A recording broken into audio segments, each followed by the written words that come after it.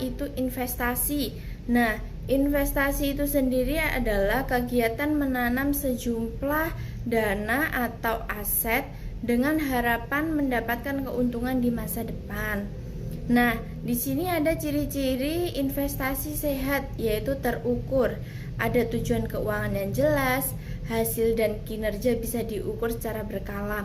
Selanjutnya ada berjangka panjang, fokus pada masa depan dan menghindari keputusan emosional jangka pendek. Selanjutnya ada resiko yang diketahui dan dikendalikan. Seperti investor itu tahu bahwa investasi bisa naik atau turun nilainya. Yang kedua ada resiko sesuai dengan profil resiko investor. Yang ketiga ada menggunakan strategi untuk meminimalkan resiko seperti diverifikasi atau membayar beberapa investasi ke beberapa instrumen. Nah, contohnya itu ada saham, reksadana, emas, dan properti. Oke, di sini kenapa harus berinvestasi?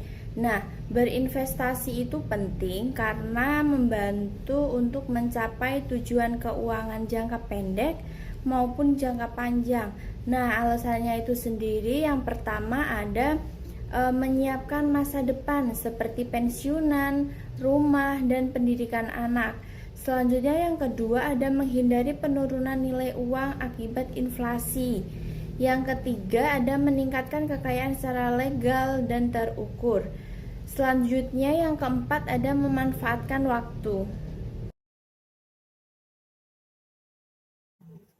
Apa itu pasar modal? Pasar modal adalah tempat bertemunya pihak yang membutuhkan dana atau emiten dengan pihak yang memiliki dana atau investor melalui mekanisme berjual beli instrumen keuangan jangka panjang seperti saham, obligasi, properti, emas, dan reksadana saham. Untuk emiten adalah perusahaan yang akan melakukan penjualan surat-surat berharga atau melakukan emisi di bursa. Sedangkan investor adalah pemodal yang akan membeli atau menanamkan modal di perusahaan yang melakukan emisi. Untuk fungsi pasar modal itu untuk menambah modal usaha, yaitu perusahaan dapat memperoleh dana dengan menjual saham. Yang kedua, pemerataan pendapatan. Pemegang saham mendapat dividen yang membantu meratakan pendapatan. Selanjutnya, meningkatkan kapasitas produksi, yaitu tambahan modal dari pasar modal meningkatkan produktivitas perusahaan. Selanjutnya ada menciptakan lapangan kerja. Tumbuhnya industri karena pasar modal membuka peluang kerja baru. Kenapa pilih pasar modal? Yang pertama itu karena retur relatif tinggi dibandingkan deposito atau tabungan. Untuk yang kedua itu dia itu transparan, yaitu dikelola dan diawasi oleh OJK. Untuk yang ketiga, banyak pilihan produk dan cocok untuk jangka panjang. Selanjutnya saya akan menjelaskan mengenai struktur pasar modal. Yang pertama ada OJK atau Otoritas Jasa Keuangan. OJK memiliki peran sebagai lembaga negara yang mengawasi seluruh kegiatan di sektor jasa keuangan, termasuk di dalam pasar modal. Tugas dari OJK ini adalah mengatur dan mengawasi perusahaan efek, manajer investasi, emiten, dan investor. Yang kedua ada menjaga stabilitas dan integritas dari pasar. Yang kedua ada BEI atau Bursa Efek Indonesia. BEI memiliki peran seperti menjadi tempat berlangsungnya jual beli saham dan instrumen pasar modal lainnya.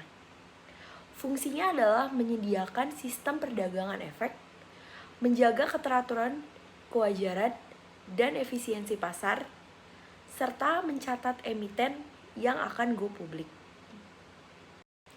Selanjutnya di struktur pasar modal ada KPEI atau Clearing Penjaminan Efek Indonesia. Perannya adalah menjamin penyelesaian transaksi efek yang dilakukan di BEI atau Bursa Efek Indonesia. Fungsinya adalah melakukan clearing, seperti perhitungan hak dan kewajiban hasil dari transaksi. Selanjutnya, menjadi penjamin agar transaksi diselesaikan secara tepat waktu. Yang terakhir di struktur pasar modal ada KSEI atau Kustodian Sentral Efek Indonesia. Peran dari KSEI adalah menyimpan dan mencatat kepemilikan efek secara elektronik. Fungsi dari KSEI adalah menyediakan layanan kustodian atau yang biasa disebut penitipan efek. Yang kedua, mengelola sistem akses, yaitu acuan kepemilikan sekuritas. Dan yang terakhir dari fungsi KSEI adalah menerbitkan SID atau Single Investor Identification. Ada produk pasar modal. Produk pasar modal ini terbagi menjadi 4. Ada saham, ada obligasi, ada reksadana, dan juga ada ETF. Untuk saham ini yaitu bukti kepemilikan atas suatu perusahaan. Nah, misalkan jika kita membeli suatu saham, artinya kita ini menjadi pemilik sebagian atau sebagian pemegang saham dari perusahaan tersebut. Lalu yang kedua itu ada obligasi. Obligasi ini adalah surat utang yang diterbitkan oleh perusahaan atau pemerintah. Nah, investor yang membeli obligasi ini berarti meminjamkan uang dan akan menerima bunga atau kupon secara berkala. Lalu ada reksadana. Reksadana ini adalah wadah investasi kolektif yang dikelola oleh manajer investasi. Uang dari banyak investor ini dikumpulkan dan kemudian diinvestasikan ke berbagai instrumen seperti saham, obligasi, atau pasar uang. Yang terakhir ini ada ETF. ETF ini Exchange Trade Fund. ETF adalah gabungan antara reksadana dan juga saham. Seperti reksadana, ETF ini berisi portofolio investasi. Tapi seperti saham, ETF juga bisa diperdagangkan di bursa efek secara real time.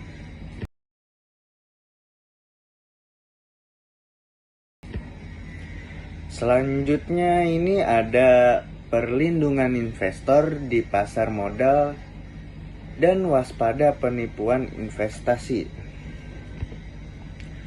Nah, yang pertama ini ada perlindungan investor terlebih dahulu ya. Perlindungan investor ini contohnya dana perlindungan pemodal atau DPP dari lembaga berizin OJK. Lalu ada fasilitas akses seperti KSEI untuk memantau portofolio.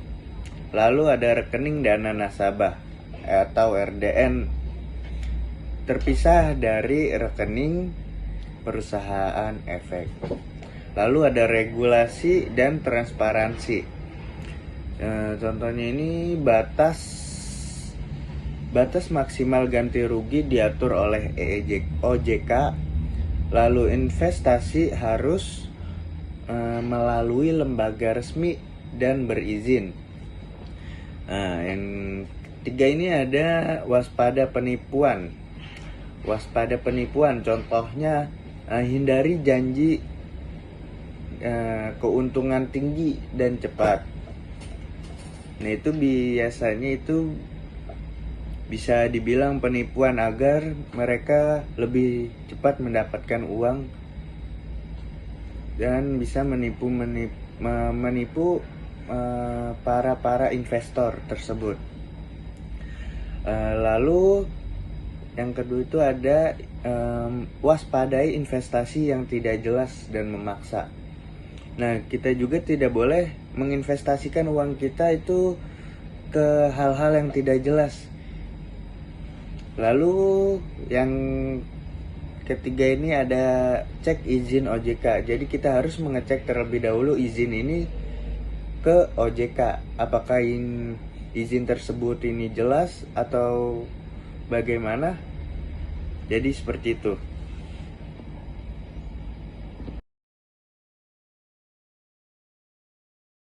Baiklah, saya akan menjelaskan apa itu manfaat keberadaan pasar modal. Jadi dia yang pertama itu ada sumber pembiayaan, yaitu memberikan dana jangka panjang bagi perusahaan untuk ekspansi dan pengembangan usaha.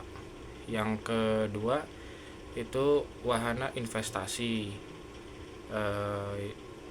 Jadi menjadi sarana bagi masyarakat untuk menanamkan dana di aset keuangan yang berpotensi menghasilkan keuntungan. Lalu ada penyebaran kepemilikan perusahaan, yaitu memungkinkan masyarakat umum memiliki saham dan turut serta dalam kepemilikan perusahaan. Terus ada keterbukaan dan profesionalisme, yaitu mendorong transparansi serta penerapan tata kelola yang baik dalam dunia usaha. Yang terakhir ada penciptaan lapangan kerja, yaitu menyediakan berbagai profesi baru di sektor keuangan dan meningkatkan aktivitas ekonomi.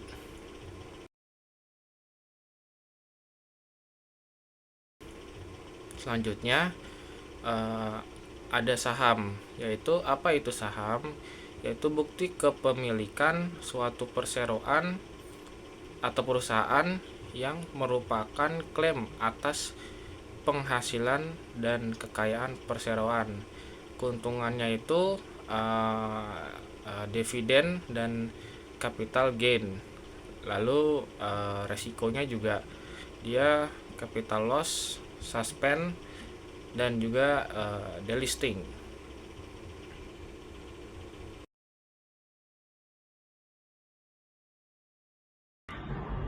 Ya, baik, di sini saya akan menjelaskan kenapa sih saham itu layak untuk dicoba. Nah, yang pertama ini ada posisi keuntungan potensi keuntungan yang tinggi.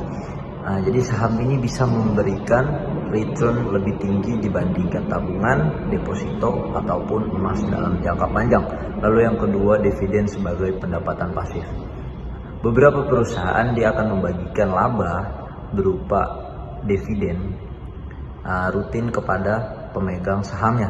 Lalu yang ketiga ada akses mudah dan terjangkau. Bisa mulai investasi hanya dengan modal 100.000 saja melalui aplikasi sekuritas atau aplikasi online. Lalu yang keempat, mudah dipantau. Jadi informasi harga dan kinerja perusahaan bisa diakses kapan saja secara transparan. Lalu yang kelima, mendukung perusahaan lokal. Dengan membeli saham, kamu ikut berkontribusi dalam pertumbuhan perusahaan nasional. Jadi kesimpulan dari materi yang sudah kami sampaikan, di sini ada pertama, pasar modal adalah pilar penting dalam perekonomian yang mempertemukan pemilik modal dengan pihak yang membutuhkan dana. Lalu investasi di pasar modal itu khususnya pada investasi saham memberikan potensi keuntungan jangka panjang melalui capital gain dan juga dividen.